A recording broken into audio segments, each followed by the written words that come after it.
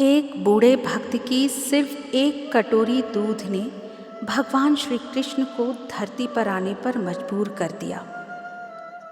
बरसाने के पास एक छोटा सा गांव था। उसी गांव में एक बूढ़ा आदमी रहता था। नाम था हरिदास। न कोई अपना न कोई परिवार। उसकी छोटी सी झोपड़ी थी और एक पुरानी लकड़ी की चौकी, जिस पर हमेशा भगवान श्री कृष्ण की छोटी सी मूर्ति रखी रहती थी। हरिदास बहुत गरीब था, लेकिन उसके पास एक चीज़ बहुत अमीर थी, उसकी भक्ति। हर सुबह वह कांपते हाथों से उठता, अपनी एकमात्र गाय का थोड़ा सा दूध निकालता और मिट्टी की एक छोटी सी कटोरी में भरकर कृष्ण जी के सामने रख देता। फिर हाथ जोड़कर कहता, कान्हा, मेरे पास तुम्हें देने के लिए कुछ नहीं है, बस ये एक कटोरी दूध है, इसे स्वीकार कर लेना। गांव वाले उसका मजाक उड़ाते थे। वे कहते, अरे बाबा, मूर्ति भी कभी दूध पीती है क्या?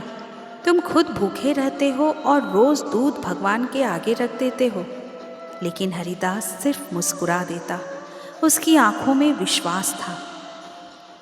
समय बीतता गया, उम्र बढ़ती गई, शरीर कमज़ोर हो गया।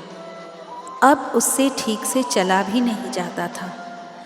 फिर भी एक चीज़ कभी नहीं बदली, कृष्ण के लिए रोज़ रखी जाने वाली वह दूध की कटोरी। एक रात बहुत तेज़ बारिश हो रही थी, ठंडी हवाएं चल रही थी, झोपड़ी की छत से पानी टपक रहा था। उस दिन हरिदास बहुत बीमार था। कई दिनों से उसने ठीक से खाना भी नहीं खाया था, लेकिन उसने कांपते हाथों से फिर भी थोड़ा सा दूध कटोरी में डाला और कृष्ण जी के सामने रख दिया। उसकी आंखों से आंसू बहने लगे।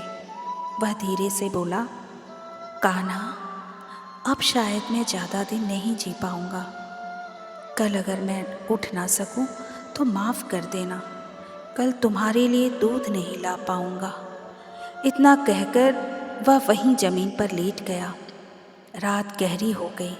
अचानक उसे लगा जैसे झोपड़ी में कोई आया हो।